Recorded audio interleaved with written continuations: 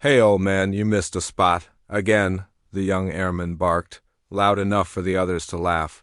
He pointed at the rusted wingtip of the decommissioned fighter jet, smirking as the janitor silently wiped at the same spot he'd already cleaned 3 times.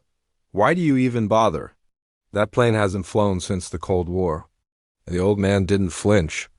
He just kept polishing the metal with slow, careful strokes, his faded ball cap shadowing his eyes. Another chuckle from behind. "Probably thinks he's some kind of pilot." But then a general stepped out of the hangar, saw the man's hands trembling, and stopped cold. He stared, not at the man, but at the faded unit patch sewn into the janitor's old jacket, one no one had seen in decades. His face turned pale, the laughter died, and what happened next? Changed everything. Every morning at exactly 5:45. Before the sun cracked over the chain-link fence of Harrison Airbase, before the roar of jets pierced the sky and the base came alive with the sound of boots and orders, he was already there bent over the wing of the old F-86 Sabre, a rag in one hand, a spray bottle in the other, wiping the aluminum skin like it still held heat from a dogfight that ended decades ago. His name, to those who bothered asking, was Carl Madsen, old Carl to most, the janitor to the rest. He didn't speak unless spoken to. He walked with a stiff right leg that dragged just slightly, like it wanted to forget the rhythm of marching but hadn't. He never wore the base uniform, just dark slacks, worn boots, and an old bomber jacket. Too thin for the morning chill. Every day, without fail, he cleaned that plane. Not the base bathrooms, not the walkways, not the motor pool. Just the jet out back, near the forgotten hangar where the wild grass clawed at the tarmac and birds nested in the engine intake. At first, people thought he was just eccentric, a harmless vet on maintenance payroll, maybe assigned some odd job to keep him busy. But over time, the jokes started. A new rotation of younger officers' kids who hadn't yet earned the gray in their hair or the silence behind their eyes began to poke at him. They'd watch from a distance, snickering, nudging one another. "Think he talks to it? Probably thinks it still flies." One even said he saw Carl salute the plane one night. The rumor spread like wildfire, and Carl never denied it. He never denied anything. He just kept polishing, rubbing the wing's edge with the same slow, practiced circles over and over like it was muscle memory. One morning, a lieutenant named Reyes tossed an empty soda can near the wheel well and said, "Might want to grab that, sir." "Wouldn't want the bird tripping over trash," his friends laughed. Carl didn't look up. He bent, picked it up, crushed it in his hand without a word, and set it in the nearby bin. That's when people noticed his hand was scarred burn marks like something had melted across the fingers long ago. The oldest tech sergeant on the base, Graham, once muttered over, "Coffee, that ain't no janitor's hand." But no one asked, because Carl never gave them a reason to. He just moved like a ghost unnoticed, unbothered, forgotten by time. The truth was, he didn't need this job. He could have retired years ago. His Social Security alone would have covered his rent in that tiny trailer off Route 28, the one with the American flag faded to pink, but he kept coming. Every day. Rain or shine. Even when base ops shut down for Christmas, Carl was there, huddled under a poncho, wiping ice from the wing like he was afraid it might break. What they didn't know, what no one asked, was that Carl had once sat in the cockpit of that very plane. That his name wasn't just Carl Madsen. It was Major Carl Madsen, call sign Ghost Hand, decorated with 2 silver stars, 3 distinguished flying crosses, and a record kill count from Vietnam that had made even his CO go pale. But those files were buried, sealed, because Carl had disappeared before his final mission ended. They listed him as Kia, his Sabre going down in North Vietnamese airspace after taking a SAM hit. The ejection was never logged. The rescue never filed. But he made it out, barely, captured, imprisoned, tortured for 18 months in a jungle camp no satellite had eyes on. He came home in '74 with half a lung and the full weight of silence. He never returned to active duty, never reapplied, never even fought for his pension. Because the day he came home, the woman he'd written 212 letters to during captivity, his fiancée, had already married someone else. He walked into his own house to find strangers sitting in his kitchen. That was the day he stopped speaking.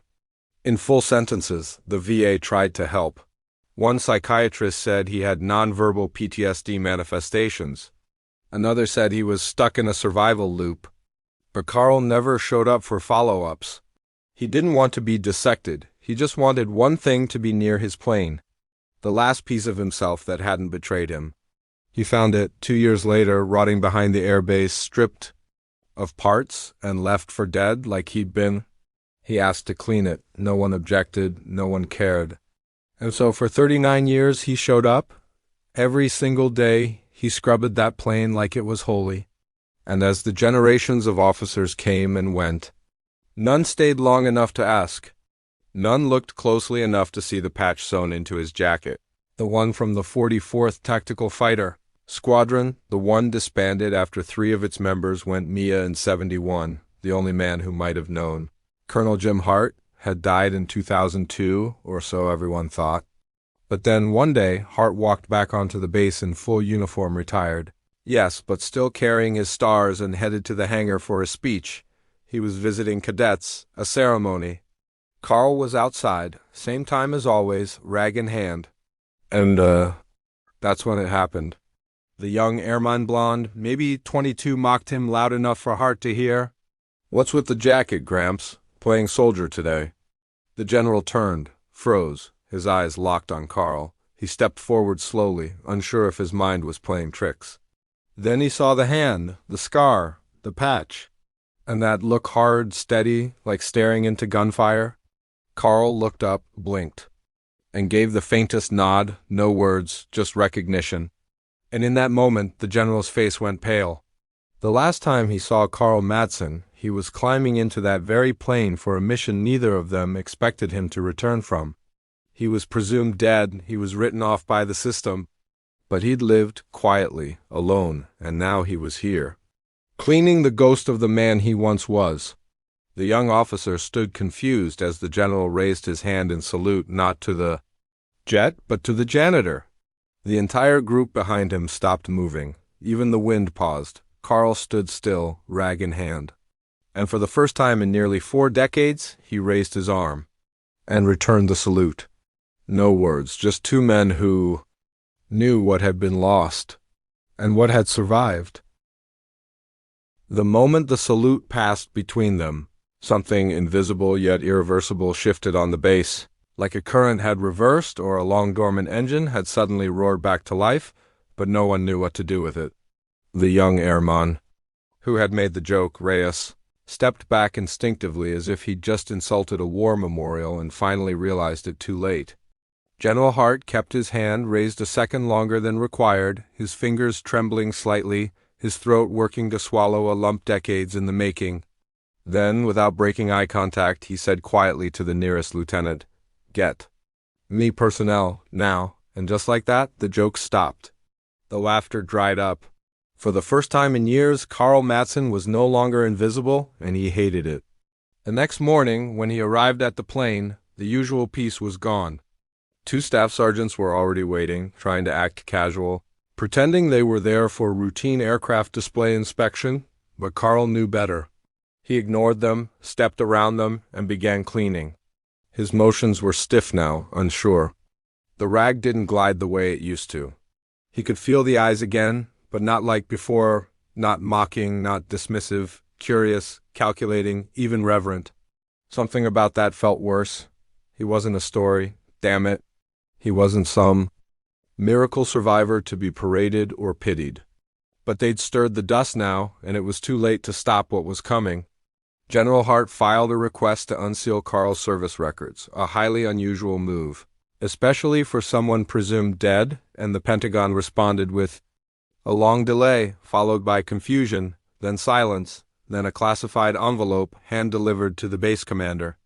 Inside was a complete service file, top secret redacted, with one note scribbled in the margin in faded blue ink. Madsen, Carl J. Status changed to MIA, returned unconfirmed, pending Psych Evil, 1974. No follow-up filed. No VA. Confirmation, case closed by administrative error. Administrative error. 2 words that buried a man for 40 years. General Hart sat at his desk, fists clenched, lips tight, staring at the document like it might catch fire. They lost him, he muttered. They forgot him. And that lit something in him he hadn't felt since combat, a sense of righteous anger. Within a week, word had leaked. A few senior enlisted began whispering it. The janitor wasn't a janitor. He was a major. He flew the same plane he was cleaning. He had more confirmed kills than anyone in the Pacific Theater in '71. But Carl wouldn't confirm anything. When a lieutenant colonel asked him point-blank if he had flown with the 44th, Carl just looked at him for a long time, then pointed to the wing and said, "Needs Polish." That was all. Even when Hart approached him personally, offered to reinstate his honors, to submit his name for the National Defense Memorial, Carl refused to sign the papers. "Not why I'm here," he said, and nothing more. But the pressure didn't let up. A military historian arrived from D.C. after a classified inquiry was initiated. She was young, sharp, respectful, a woman named Dr. Helen Sloan.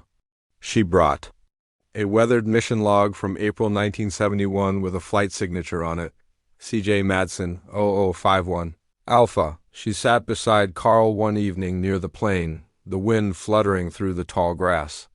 "This is yours," she said gently, showing him the logbook. "Your last mission. We've confirmed you were shot down over Vin. We found a matching POW report from an escapee. Mentioned a ghost hand held in Camp Echo. That was you, wasn't it?" Carl didn't speak, but his fingers trembled when they touched the edge of the log. His knuckles whitened. His eyes never left the cockpit window. And then, almost too quiet to hear, he whispered, "I didn't die. But everything else did." Dr. Sloan said nothing. Just let the silence stretch, let him stay near the plane he loved. A few days later, a small ceremony was suggested, unofficial, just a base gathering to honor an unsung veteran. Carl refused. He started arriving earlier before even. The gate guards clocked in. Once, they found him asleep in the cockpit, wrapped in an old blanket, arms crossed over his chest like he was trying to sink back into the past. Someone took a photo. It went viral in a local military Facebook group. "The ghost who came home," they called him. Carl hated it. He wasn't a ghost. He was a man trying to stay close to the last thing that hadn't left him. The press. Inquiries started next. News vans parked just outside base. Questions, emails, calls from people who claimed to remember him. Even his old squad mate, Joe Richter, retired and in hospice care, sent a handwritten note. "You made it. I knew you would. I'm sorry for forgetting." Carl read it, folded it, put it inside the cockpit and left it there. One day, while he was polishing the wing, a boy no older than 12 approached the fence with his father, a current F-16 mechanic. The boy stared wide-eyed and said, "Is that your plane?" Carl looked at the boy and for the first time in decades, smiled, a small sad thing. Then he looked at the plane. "No," he said, "it flew before me. I just tried to bring it back." That same week, the base announced an official inquiry into overlooked veteran records. Carl's name was mentioned, not explicitly, but it didn't need to be. Rumors became belief. Belief became conversation. Officers who'd once ignored him now saluted him. Young cadets asked to shake his hand. But Carl pulled away from it all. He didn't want their praise. He wanted their silence. Because no one asked the one question that mattered, what it cost him to survive. One night, Dr. Sloan came back. She didn't bring files this time. Just 2 mugs of coffee and a folded photo. She handed it to him gently. "Your squad," she said. "Taken a week before the Vin mission." Carl unfolded it slowly.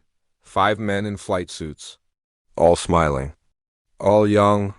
He stared at one in particular, a dark-haired kid named Travis, his backseater, who hadn't made it out. Carl didn't cry. He just held the photo to his chest and whispered, "I left him." And for the first time, his voice cracked. "That's..." When Dr. Sloan said, "You didn't leave him. You came home to tell his story." Carl looked away. The guilt still sat like lead in his lungs. But maybe, just maybe, some stories needed telling, even if the words were broken and late. A week later, the general made his decision. A full public ceremony would be held, whether Carl liked it or not. Carl didn't show up for 2 days after the notice was posted, a printed flyer taped to the mess hall doors and base rec center bulletin board. Ceremony honoring an unsung hero, this Friday at 1600 hours, F-86 Memorial Hangar. It didn't name him outright, but everyone knew who it meant. The janitor, they used to say. Now they said his full name with a kind of reverence that made Carl uncomfortable, Major Matson. Like dusted medals and folded flags could rewrite the years in between. But those 2 days of absence were louder than any speech could have been. The saber sat unpolished, the metal dulled under dust and June pollen, and that small neglect hit harder than any insult Reyes or his buddies ever threw. On the third morning, Carl returned, earlier than usual, and found someone had already cleaned the fuselage. The cloth was still damp, folded neatly beside the wheel. It shook him.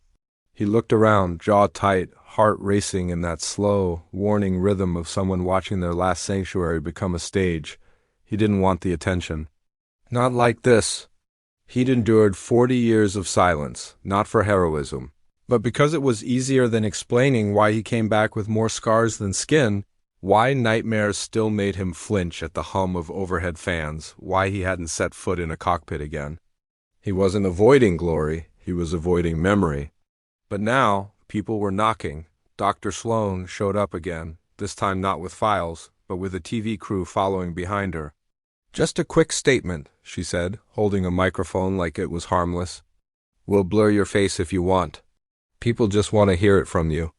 Carl turned, walked into the hangar, and slammed the door shut behind him. But outside, whispers kept growing. Someone found an old newspaper clipping from 1971. Sabre pilot missing over Vietnam believed dead. The photo matched the man wiping the plane. Another found a grainy black and white shot of Camp Echo survivors in '74. Carl's face was there, hollow-cheeked and stone-eyed. The crowd that once mocked him now studied him. The same officers who used to step over his rag bucket now stood straighter when he passed. Lieutenant Reyes tried to apologize, but Carl just nodded and said, "It's done," and walked away, not angry, just tired. The base commander requested a private meeting, but Carl didn't respond. Instead, he spent that day inside the cockpit, sitting perfectly still, hands resting on the stick, eyes closed like he was trying to feel altitude again. That afternoon, Sergeant Grem, the oldest mechanic on base, sat next to the plane on an upside-down bucket and said nothing for 20 minutes. Then finally he spoke, almost to the wind. "You know, my father served in Nam, flew a Huey." He didn't talk either, not for 50 years. But one day he pointed at a picture of a buddy he lost and said, "He still flies with me." That was it. The only war story I ever got. Maybe that's what you're doing too. Carl didn't answer, but the next morning the nose cone of the F-86 was gleaming again. That Friday, the ceremony setup began: folding chairs, podium, loudspeakers, a color guard rehearsing drills in the background. Carl watched from a distance, arms crossed, expression unreadable. He didn't plan to attend. But then something happened that cracked through even his hardened shell. A woman arrived at the base gate with a letter in her hand. She was maybe 60, modest, gray hair pulled tight. Her name was Anna Travers. She was the sister of Travis, Carl's backseater, who didn't make it out of the jungle. She'd never been told what happened to her brother. Just missing in action? She never got a body? Never got closure? Just a name on a wall? But she had found the photo that Dr. Sloan shared in a declassified archive, and she saw Carl standing beside her brother, alive, older, and still near the aircraft. And so she came. "Is it true?" she asked him directly. "Were you with him when—" Carl's throat locked. His hands started to tremble again. He nodded. Tears welled in Anna's eyes as she reached into her purse and pulled out a dog. Tag, Travis's, recovered by a third-party NGO in Laos 2 years after the war ended. "I never had anyone to give this to," she said. "I think it belongs with someone who remembers." She handed it to Carl, who clutched it like it was a grenade with the pin pulled, not from fear, but from reverence. Then, without warning, He sat down hard on the concrete beside the jet and buried his face in his hands. Anna sat with him. They didn't speak. That evening, Carl didn't go home. He stayed at the hangar, sitting inside the cockpit with Travis's dog tag hanging from the rearview mirror. A security camera caught him reaching out slowly, touching each switch and dial with ghost-like care, as if every piece held a heartbeat.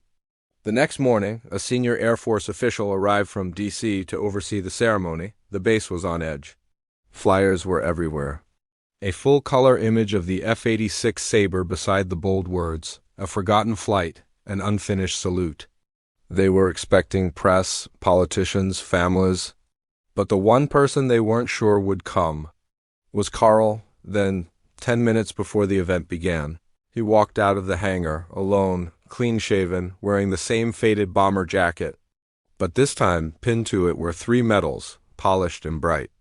On his right chest, a silver star slightly dented. On the left, the patch of the 44th Tactical Fighter Squadron, its edges frayed but unmistakable. The entire base went silent. The honor guard froze mid-march.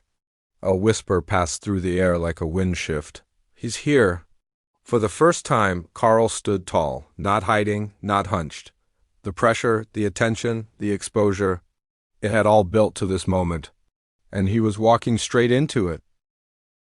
He walked slowly at first, like each step toward the ceremony stripped away the years of silence he'd worn like armor, past the line of folding chairs, past stunned officers and enlisted men who unconsciously stood straighter when they saw the medals on his chest, past the very jet that had waited all these decades for him to reclaim it, and he didn't stop until he reached the podium set beneath the hangar arch, where a 3-star general, 2 retired colonels, and the Secretary of the Air Force himself were waiting. Nobody said a word.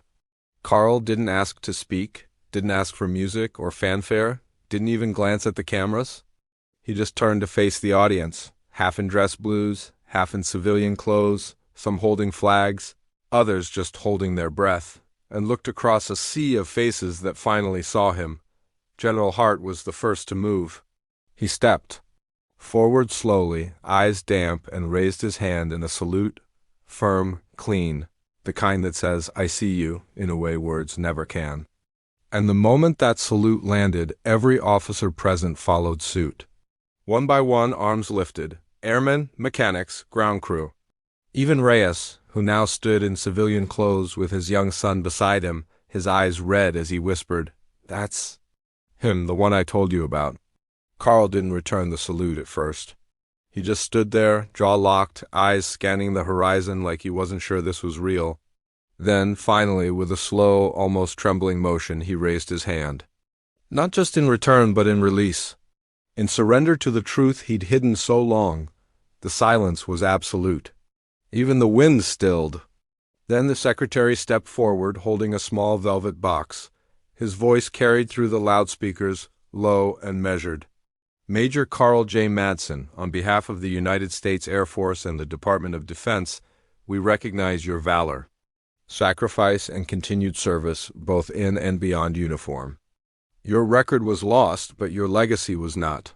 Today we correct the record." He opened the box, revealing a distinguished flying cross with 3 clusters. This was recommended in 1972 and never awarded. It is overdue, but no less earned. The applause didn't come immediately. No one moved. It was reverence, not spectacle. Carl stared at the medal for a long moment before taking it, gently, as if afraid it might vanish.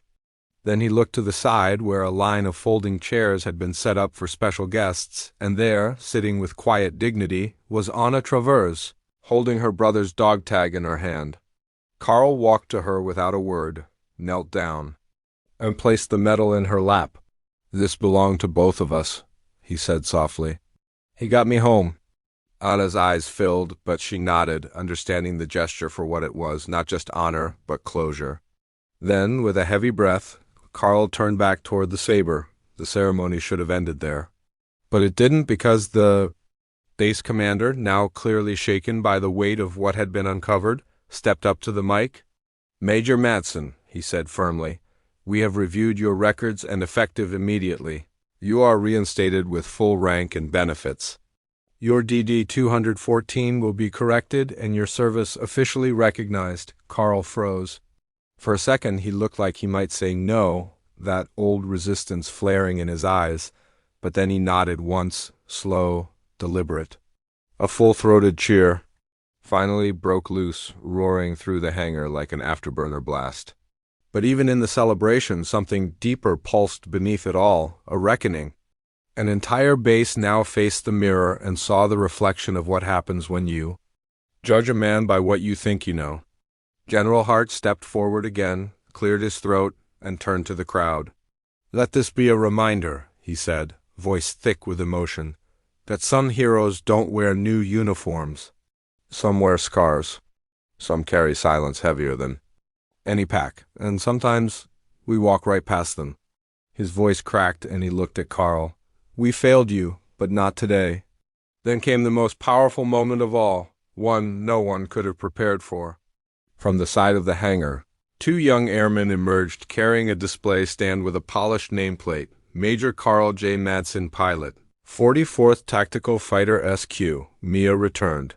1974, honored here forever, it was placed beneath the nose of the F-86 Sabre, which had just been repainted that week with a small symbol beneath the cockpit, Ghost Hand. Carl stared at it, hand over his mouth. His legs buckled slightly. Two officers rushed to steady him, but he waved them off and stood upright, blinking back the flood. "This plane," he finally said into the mic, voice hoarse, "was the last thing I saw before I went down. When I came back, I didn't recognize the world, but I recognized this bird." He looked down at his hands. "I cleaned her because I couldn't fix what I left behind. Every bolt, every rivet, they were anchors to something I didn't want to forget." Then he paused, looking out again at everyone.